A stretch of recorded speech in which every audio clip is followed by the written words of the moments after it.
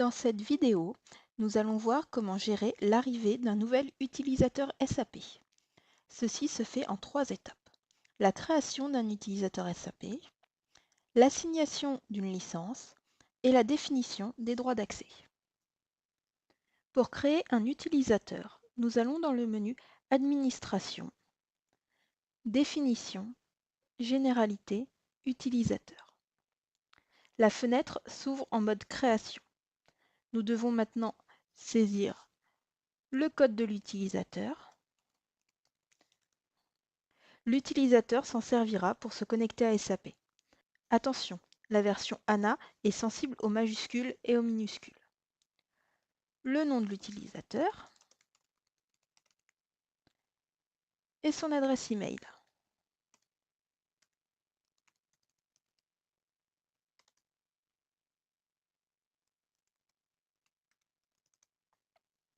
Attention, toutes les étapes suivantes ne pourront être réalisées que par un utilisateur de type superutilisateur. Si l'utilisateur qu'on est en train de créer sera administrateur de SAP, il faut cocher la case superutilisateur. Ceci donne automatiquement toutes les autorisations à l'utilisateur et la possibilité d'accéder à des menus et des fonctions réservées à l'administration.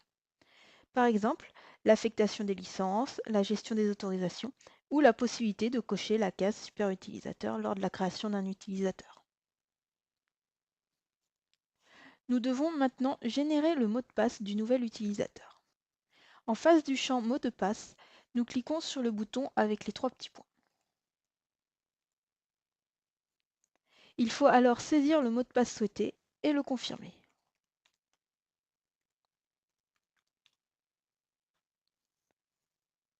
Puis nous cliquons sur Mettre à jour pour retourner à la fiche de l'utilisateur.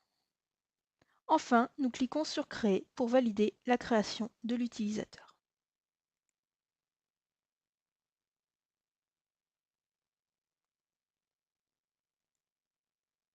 Pour assigner une licence à ce nouvel utilisateur, nous allons dans le menu Administration, Licences, Gestion des licences. Seuls les superutilisateurs pourront accéder à ce menu. Dans la partie gauche, nous avons la liste des utilisateurs SAP. Il faut rechercher l'utilisateur que nous venons de créer et le sélectionner. Dans la partie droite, nous avons la liste des licences et le nombre disponible pour chacune. Il faut cocher la licence qu'on souhaite attribuer à l'utilisateur sélectionné, puis cliquer sur Mettre à jour. Pour définir les autorisations du nouvel utilisateur, nous allons dans le menu Administration, Initialisation système, Autorisation, Autorisation générale. Seuls les superutilisateurs pourront accéder à ce menu. Dans la partie gauche, nous avons la liste des utilisateurs SAP. Dans la partie droite, nous avons les différents objets menus sur lesquels nous pouvons définir des autorisations. Si nous sélectionnons notre nouvel utilisateur, nous voyons que pour l'instant, il n'a aucune autorisation. Il existe plusieurs manières de définir les autorisations d'un nouvel utilisateur. S'il est superutilisateur, ces autorisations seront grisées et non modifiables. Il aura toutes les autorisations, comme ici avec l'utilisateur Sophie. Si vous utilisez les groupes d'autorisation, les autorisations seront définies par défaut en copiant celles du groupe. Elles pourront être modifiées individuellement si nécessaire. Le groupe d'autorisation est défini dans la fiche de l'utilisateur. Nous pouvons également copier les autorisations d'un utilisateur existant en utilisant le bouton « Copier les autorisations ».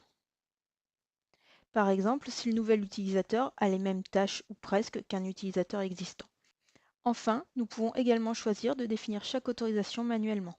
Pour cela, il faut sélectionner le nouvel utilisateur dans la partie gauche et dans la partie droite, pour chaque objet ou groupe d'objets, choisir un niveau d'autorisation.